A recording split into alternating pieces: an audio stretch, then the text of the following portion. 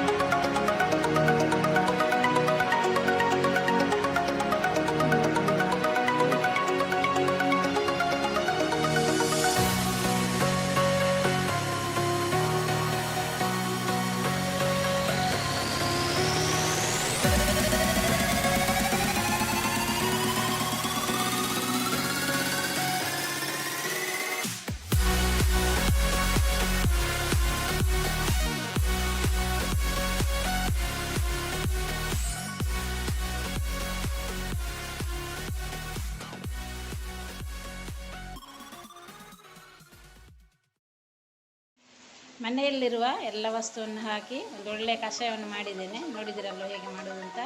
ಅದನ್ನು ನೀವು ಕೂಡ ಮನೆಯಲ್ಲಿ ಟ್ರೈ ಮಾಡಿ ನೋಡಿ. ಒಂದು ಅರ್ಧ ಗ್ಲಾಸ್ ಕುಡಿದರೆ ಸಾಕು. ಅದು ಹಿರಿಯರಿಗೂ ಮಕ್ಕಳಿಗೆ ಎಲ್ಲರಿಗೂ ಕುಡಿಬೋದು. ಅದನ್ನು ನೀವು ಟ್ರೈ ಮಾಡಿ ನೋಡಿ. ಮತ್ತು ಇವತ್ತಿನ ನಮ್ಮ ಈ ವಿಡಿಯೋ ಇಷ್ಟವಾದರೆ ಲೈಕ್ ಕೊಡಿ, ಶೇರ್ ಮಾಡಿ ಮತ್ತು ಸಬ್ಸ್ಕ್ರೈಬ್ ಮಾಡಿ. ಇನ್ನು ಮುಂದಿನ ಒಂದು ಒಳ್ಳೆಯ ರೆಸಿಪಿಯೊಂದಿಗೆ ಸಿಗೋಣ. ಬಾಯ್.